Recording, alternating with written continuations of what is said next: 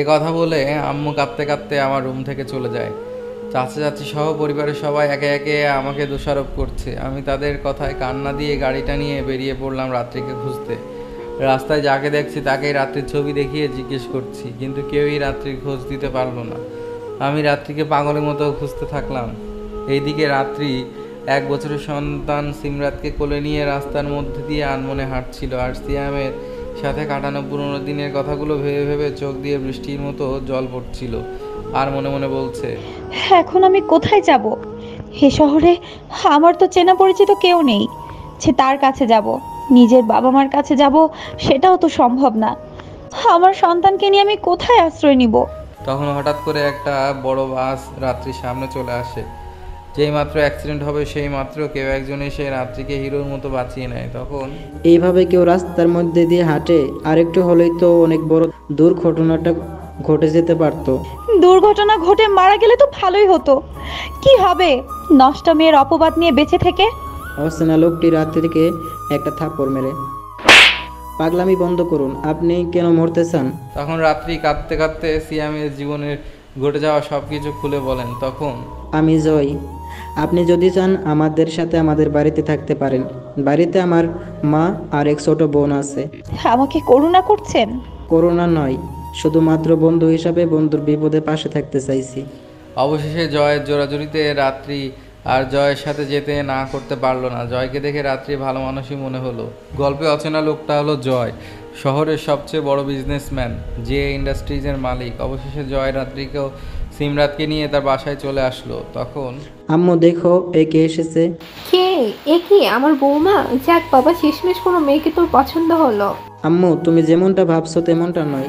আমি যেমনটা ভাবছি তেমনটা নয় মানে?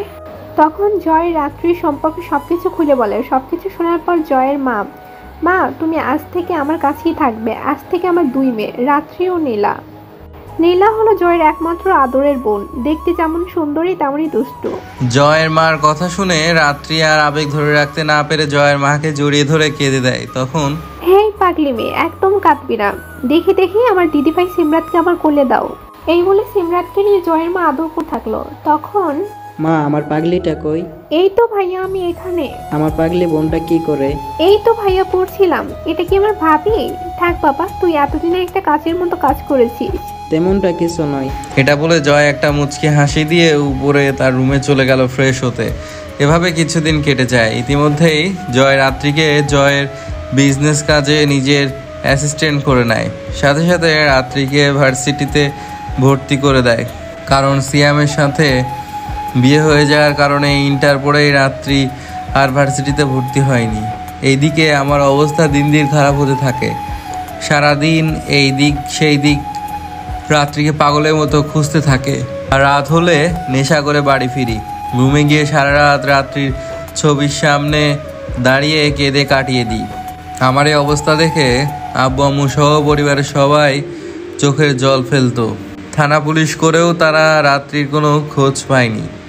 ইতিমধ্যে পরিবারের সবাই মিলে আমার কয়েকবার বিয়ে দেওয়ার চেষ্টাও করেছিল, কিন্তু আমি তাদের সবাইকে পরিষ্কার বলে দিয়েছি আমি রাত্রির জায়গায় কাউকে বসাতে পারবো না। ওইদিকে সারাক্ষণ রাত্রি জয়ের সাথে থাকলেও জয়ের প্রতি তার কোনো ফিলিংস তৈরি হয় না। তার মন প্রাণ জুড়ে এখনও সিয়ামই রয়েছে। এইভাবে দেখতে দেখতে কেটে যায় 5টি বছর। সবাই এখন রাত্রিকে প্রায় ভুলেই গেছে, আর সিয়াম আগের মতোই রয়েছে। সারাদিন রাত্রিকে খোঁজা, রাত হলে মাতাল হয়ে বাসায় ফেরা। একদিন হঠাৎ করে শপিং মলে আমি পকেট থেকে ফোনটা বের করে কথা বলছিলাম। তখন এই যে আঙ্কেল, আপনার পার্টসটা পড়ে গেছে। আমি পেছনে তাকিয়ে দেখি একটা পিচ্চি মেয়ে আমার পার্সটা নিয়ে দাঁড়িয়ে আছে। হয়তো পকেট থেকে ফোন বের করার সময় পড়ে গিয়েছিল। মেয়েটাকে দেখে আমার খুব মায়া হলো, মনে হলো আমার আপন কেউ। বয়স বছর 6 হবে। তখন মামুনি, কি করে বুঝলে এটা আমার পার্স? আমি পড়ে যেতে দেখছিলাম। তাই? আর তোমার এই অবস্থা কেন? অপরিষ্কার জামা, লম্বা লম্বা চুল, দাড়ি, দেখতে খুব বাজে লাগছে।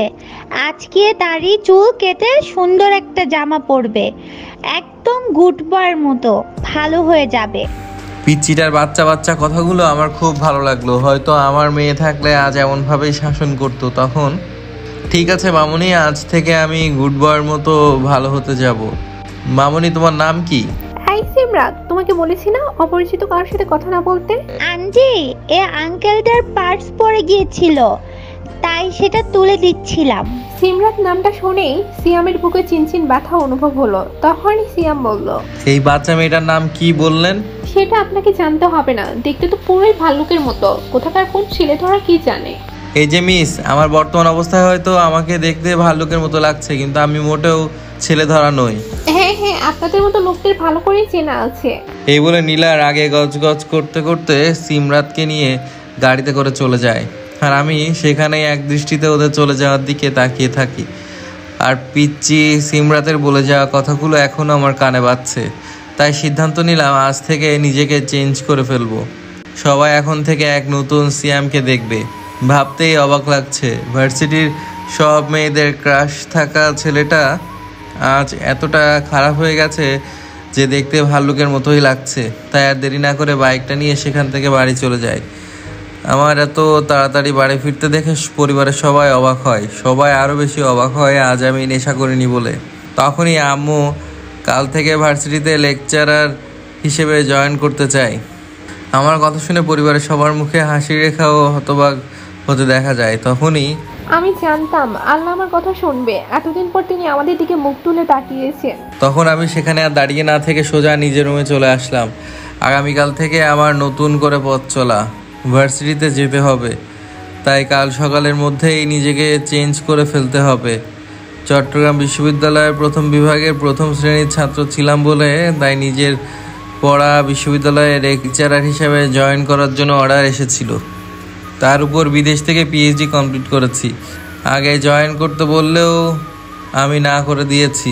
তাই রাতের মধ্যেই ভার্সিটির উপাচার্য স্যারের কাছে ফোন করে সব কিছু ব্যবস্থা করে ফেলি আর বলে দিই আমি কাল থেকেই জয়েন করব। আমি জয়েন করব শুনে উপাচার্য স্যার খুব খুশি হলেন। পরের দিন সকালবেলা রেডি হয়ে ভার্সিটিতে যাওয়ার জন্য বের হচ্ছিলাম, তখন সবাই আমার দিকে হা করে তাকিয়ে আছে। তখন তোমরা সবাই এভাবে হা করে তাকিয়ে আছো কেন? ভাই, তোকে দেখে যা লাগছে না বলে বোঝাতে পারবো না। ভার্সিটির যে কোনো মেয়ে তোকে দেখা মাত্রই প্রেমে পড়ে যাবে। সিয়াম আজ কালো কোট, টাই, কালো শু পরেছে। সব মিলিয়ে সিয়ামকে যা লাগছে না বলে বোঝানো যাবে না। কেউ বলবে না এগুলো 2 দিন আগে সেই মাতাল সিয়াম। তখন আমি তাদের কথায় পাত্তা না দিয়ে আম্মুকে সালাম করে ভার্সিটির উদ্দেশ্যে রওনা দিলাম। ভার্সিটি গেট দিয়ে ঢুকতেই ভার্সিটির সব ছেলেমেয়েরা আমার দিকে তাকিয়ে আছে। তখন আমি কারোর সাথে ধাক্কা অনুভব করলাম। দেখলাম একটা মেয়ে। তাকিয়ে দেখি মেয়েটা আর কেউ না, গতকালের সেই ঝগড়ুটে মেয়েটা। আর এইদিকে নীলা সিয়ামকে দেখা মাত্র এই ক্রাশ খেলো, যাকে বলে প্রথম দেখাই প্রেম। তখন আপনি গতকালে সেই ভাল্লুকটা না? আমি সেই ভাল্লুকটা। আপনি আমাদের ভার্সিটিতে কি করছেন? আর এক রাতের মধ্যে এত পরিবর্তন কি করে হলো? এটা তোমার না জানলেও চলবে। আর আমি এই ভার্সিটিতে লেকচারার হিসেবে নতুন জয়েন করেছি, সো আমার রেসপেক্ট দিয়ে কথা বলবে। এই বলে আমি উপাচার্য স্যারের অফিসের দিকে চলে যাই। আর নীলা অবাক হয়ে এখনও সেখানেই দাঁড়িয়ে আছে। কিছুই তার মাথায় ঢুকছে না। কিছুতেই সে 2-2 4 মেলাতে পারছে না। এক রাতের মধ্যে একটা মানুষের এতটা পরিবর্তন কি করে সম্ভব? আবার তার মধ্যে তিনি নাকি আমাদের ভার্সিটির লেকচারার। নীলা দাঁড়িয়ে দাঁড়িয়ে এসব চিন্তা করছে। ক্লাস শুরুর ঘন্টার আওয়াজে নীলার ধ্যান ভাঙলো। তাই সে তাড়াহুড়ো করে নিজের ক্লাসের দিকে চলে গেল। ক্লাসে নীলা সহ তার অন্যান্য সহপাঠীরা বসে বসে আড্ডা দিচ্ছিল। তখনই উপাচার্য স্যার ক্লাসের মধ্যে ঢুকলো। তবে তিনি একা না, সাথে সিয়ামকে নিয়ে। সবাই উপাচার্য স্যারকে দেখা মাত্রই দাঁড়িয়ে গেল। তখন এভরিবডি স্টুডেন্ট, তোমরা সবাই কেমন আছো? ভালো স্যার, আপনি? আমিও ভালো। আজ আমি তোমাদের ক্লাসে কেন এসেছি জানো? No sir. আজ তোমাদের সাথে একজনকে পরিচয় করে দিতে আসছি। আজ আমার সাথে যে এসেছে সে হলো সিয়াম আহমেদ। সিয়াম আমাদের ভার্সিটির স্টুডেন্ট ছিল। ও আমাদের ভার্সিটির গর্ব।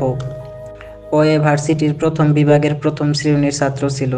কিছুদিন আগে ও কানাডা থেকে অ্যাপ্লাইড কেমিস্ট্রিতে পিএইচডি করে এসেছে। ও আজই আমাদের ভার্সিটিতে নতুন লেকচার হিসাবে জয়েন করছে। ও আজ থেকে তোমাদের ক্লাস টিচার। অ্যাপ্লাইড কেমিস্ট্রি বিভাগের প্রথম ঘন্টাটা সিয়ামই নিবে। উপাচার্য স্যার আমাকে দেখে সবাইকে উদ্দেশ্য করে বলল। ক্লাসের সব ছাত্রছাত্রীরা সিয়ামের দিকে অবাক হয়ে তাকিয়ে আছে। সিয়াম যে ভার্সিটির লেকচারার হতে পারে কারোর বিশ্বাসই হচ্ছে না। আসলে সিয়ামের বয়সটা এখন অনেক কম, দেখে মনে হবে এখনও ভার্সিটি স্টুডেন্ট। ক্লাসের সব মেয়েরা সিয়ামের মতো এরকম হ্যান্ডসাম লেকচারারকে দেখে প্রথম দেখেই ক্রাশ খেলো। তখন উপাচার্য স্যার আমাকে ক্লাসে রেখে চলে গেলেন। আজ প্রথম দিন হিসেবে সবার সাথে একে একে পরিচিত হচ্ছিলাম। সবাই একে একে নিজেদের পরিচয় দিচ্ছিল। তখন তাকিয়ে দেখি নীলাও এই ক্লাসের মধ্যে। তার মানে নীলা অনার্স দ্বিতীয় বর্ষের অ্যাপ্লাইড কেমিস্ট্রি স্টুডেন্ট। যখন নীলার পরিচয় দেওয়ার পালা আসলো তখন সে কিছুই বলতে পারছে না, শুধু তুতলাচ্ছিল আর ঘামছিল। ওর এই অবস্থা দেখে আমার খুব হাসি পাচ্ছিল।